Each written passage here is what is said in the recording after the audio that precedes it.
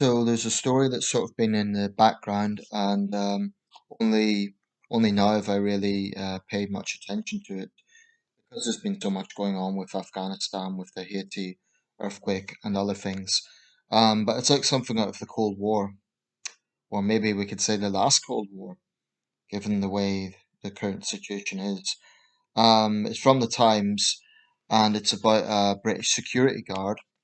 This guy's a British national, but basically he he worked for the Russians. May as well say it. Due process and all of that, but I think in this case the evidence is pretty overwhelming. The report's by Fiona Hamilton, and this is the report.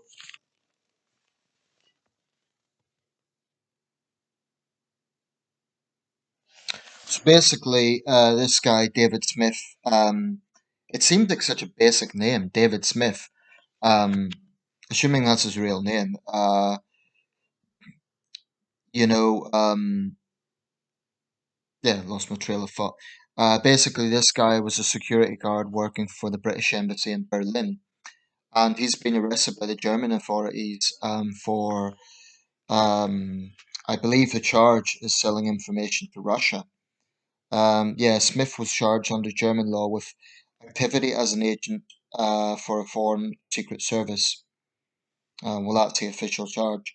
The German authorities have indicated he will be tried there. I hope we provide him with no assistance, because I think in this case the evidence is pretty overwhelming. I mean, look at this image. That top he is wearing is FC Dnipro, a Ukrainian football team. He's posing at the Russian embassy. Svetlana Markogonova, his Ukrainian wife, left him. Um, so he's 57. This is what we know about him. He's 57. He is vocally against NATO, the EU, and the West in general. Um, and he has described himself online as anti-NATO, anti-EU, and anti-American. Actually, I may as well read out the whole report because it's not too long. And it's from a newspaper, so we won't lose the video.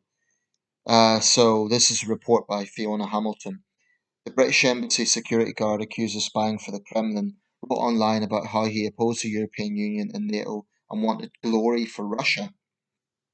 David Smith, 57, clearly supported pro-Russian separatists in Ukraine and posted a picture of himself wearing fatigues with insignia that is used by a pro-Russian backed paramilitary group that controls Donetsk in the east of the country. He also posted a photoshopped image of President Putin, showing his middle finger with FUCK NATO written over the image in English. It raises more questions about why Smith was considered suitable for a security role at the embassy in Berlin, where he is believed to have worked for 3 or 4 years. Just on that point, either Smith was extremely persuasive and just managed to cover up his ideology, or it was a embarrassingly bad security breach or vetting breach. I mean, really, it's pathetic. This guy is vocally anti-West, yet he gets a job, this sort of job. It's just pathetic. I mean, hell, I couldn't get into the Royal Navy Reserves, and I love my country. What the hell?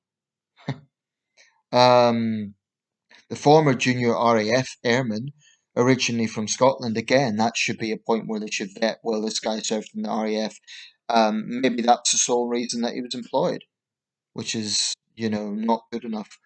Um, was arrested last week on suspicion of passing sensitive information to Russian handlers in exchange for a cash bribe. But the thing about this is he wasn't doing it for money. Well, he was, but clearly he's ideologically involved. Police are investigating whether he passed details about visitors to the embassy. Smith has been remanded in custody after a months-long investigation by MI5 and German intelligence agencies. His flat in Potsdam, which was searched by German police, had two Russian flags and hordes of Russian memorabilia, including Soviet military caps. There were scores of military history books, some in Russian Cyrillic script, and a stack of letters from Dnipropetrovsk province in Ukraine. Der Spiegel, the German magazine, reported that suspicions were raised about Smith when he had not used his debit or credit cards for some time. His Ukrainian wife is believed to have left him months ago. Whether that was for ideological grounds, whether they had an argument or something, well, that's just coincidence. I'd imagine they will want to interview her over what she knows. Smith, who is bald, stocky, and drives a Ford Fiesta, posted regularly on Russian social media using a fake name, largely before he began his job at the embassy. The Mail on Sunday reported that he described himself online as anti-NATO, anti-EU, anti-American.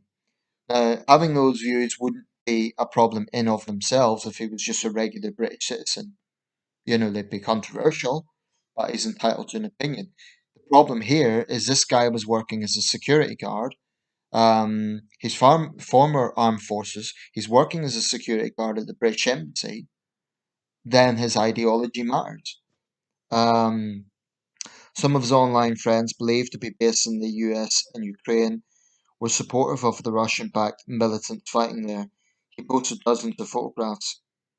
In July 2014, before he began working at the embassy, Smith posted a photo of himself holding a piece of paper which called for the people of Donbass, a region of Donetsk, to be saved from the Ukrainian Nazi army, as he put it.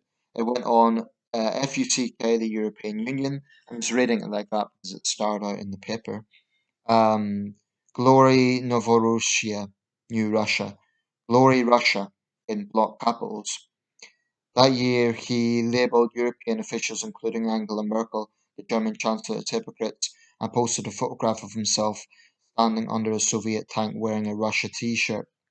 Another image showed him posting by the gates of the Russian embassy in Berlin, about 200 metres from the British embassy, where he would later be employed. 2 years later, in October 2016, he posted an image of Russia's imperial flag with a caption that paid tribute to a Russian warlord alleged to have committed war crimes in Donbass. Smith's online activity continued after he was employed at the British Embassy. Last May, he posted a picture wearing military fatigues with an emblem of Somalia Battalion, a paramilitary group from the Russian-backed Donetsk People's Republic. It's probably got nothing to do with the country of Somalia. Guess it just sounds tough. Um, Smith was charged under German law with activity as an agent for foreign secret service. The German authorities have indicated that he will be tried there. He appears to have been recruited locally and paid directly by the Foreign Commonwealth and Development Office. If this guy is found guilty in Germany and serves time there, and he comes back to the UK, I think we should try him as well, just for good measure. I've got zero sympathy. Zero. Bear in mind the Russian state, in all likelihood, perpetrated the attack at Salisbury, which led to the deaths of two British civilians. Um, Russia is hostile to this country. Russia has undermined this country at every given opportunity, and the Putin regime is a threat to the West in general. I frankly have no sympathy with traitors. This isn't a case of, oh, he might be, he might not be. Of course, he should have due process, which I believe he will in Germany. Um, but to me, an image speaks 1,000 words, and this is not somebody who, unless he's just messing around. I think the evidence in this case is pretty overwhelming. I remember at the time of Salisbury, I was disgusted by the number of Britons who were actually playing the devil's advocate for Russia. Um, I really think that I think any British civilian, frankly, any Westerner, but just to focus on the UK, who advocates for the Russian, Chinese, or Iranian governments should frankly tread carefully because they're stabbing their country in the back. That's why I have such low opinion and such contempt for British journalists who work for RT because they need to stop kidding themselves. They're essentially working for the Russian government. They can say that RT is independent, but it's really not. It's a tool of the Russian state. And I am so sick and tired of seeing people who are seem to have no moral reservations about stabbing their country in the back. It disgusts me. The issue here is not about freedom of speech. People are allowed to disagree with the government. People are allowed to dislike the government, to disagree with their foreign policy, to dislike the EU. Hell, that's half the country. Um, but when you get to the point where you're prepared to work for a hostile foreign state, that is by definition treason. And if it is proven, which I believe in this case it will be, I say throw the book at them. I have absolutely zero sympathy, zero, because it isn't just a case of they're turning against a country that has brought them up. They're potentially putting British lives at risk. So I really hope this guy gets a prison sentence, and I would have zero sympathy with him. If he really feels as strongly as he does, let him apply for Russian citizenship. Um, at least Steven Seagal done that. He put his ideology where his mouth is. So did Roy Jones Jr., the boxer. I'm not quite sure what Junior's, um, what motivated him, whether it was ideological or something else. It was just to get fighting. Or I think in the case of Roy Jones Jr., it might have just been practical to get fight opportunities in Russia. I don't know what that was, but um, the same applies to these British academics who are, they're very, very cozy with Beijing right now, and they're perfectly happy to take Chinese state money uh, in exchange for, developing their departments. But the price of that means that they're now telling students that they cannot openly discuss, for example, the persecution of the Uyghurs, because it might upset the Chinese sponsors. That's unacceptable in a British university. Absolutely unacceptable. We need to defend our values. Also, with those academics, they are working very closely with Chinese counterparts who have ties to the military complex over there. So, if they're doing this knowingly, they might well be engaging in treasonous acts. If they're selling, or if they are rather sharing information on military technology, physics, this sort of thing, I think they need to be investigated. I certainly believe, as a general point, the government needs to seriously cut funding to departments that are too cozy with Beijing, that will not put guard safety mechanisms, i.e., allow students to dissent.